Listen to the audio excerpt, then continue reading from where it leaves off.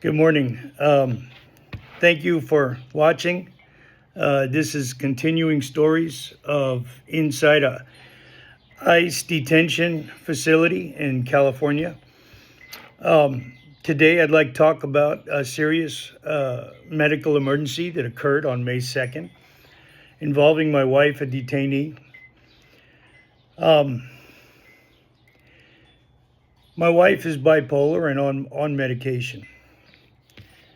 On the day she was woken up early by the nurse. She was with her cellmates and a friend. And the guard came by, gave her meds, and her cellmate said, "Look, she hasn't eaten in a couple of meal times. Can she take this later?" The guard said, "No, you have to take it in front of me." My wife didn't recognize the pills. She said they were different, but she took them. And then later on, she laid down. She had a headache. She wasn't feeling good. She felt nauseous. Lunchtime came, and she told her cellmates, "I'm sorry, I can't eat. I'm just going to lay down." When her cellmates came back, my wife was unresponsive. They ran out, called the guard, and said, "Call a code 1." The guard poked her head in and said, "She's okay." A few minutes later, her cellmates, checking her, could barely feel a pulse. Ran out, screaming again, "No, this is serious." Finally, they called. 20 minutes later, she was taken to the facility clinic where she was given multiple rounds of Narcan, chest compressions. She was unresponsive, and they had to bring her back.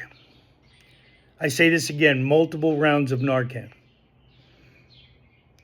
The ambulance was called, but it was an hour away, so the fire department was called. When they responded, my wife was in and out of consciousness.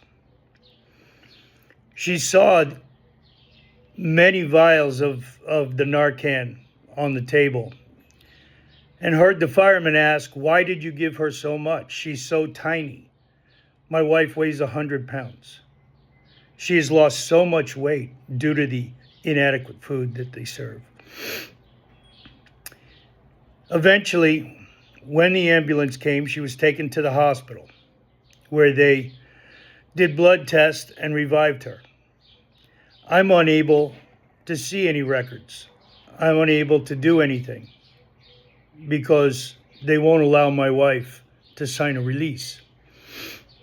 I went to visit her and demanded to talk to somebody. A little while later, a guy in a suit came out and said he was quality control. And he says, "Oh, don't worry, there was no overdose. Your wife was just really sick. And you know what?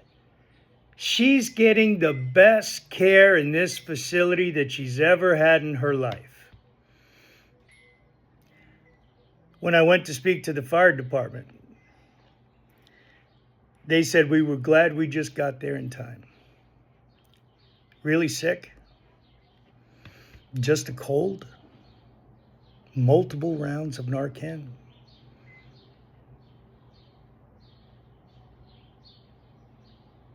They made a mistake. They made a mistake either with her meds or something. They accused her of overdosing. They accused her of getting drugs somehow from the other inmates. So here's the question.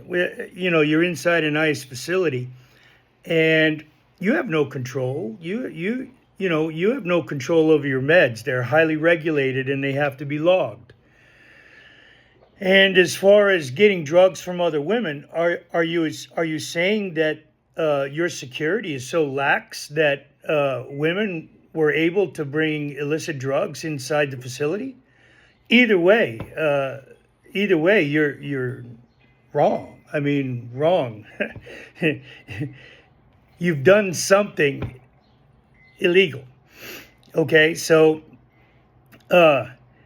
if there's any attorneys, any advocacy groups, anybody that would be interested in this story, we'd love to hear from you, because my wife now lives in fear for her life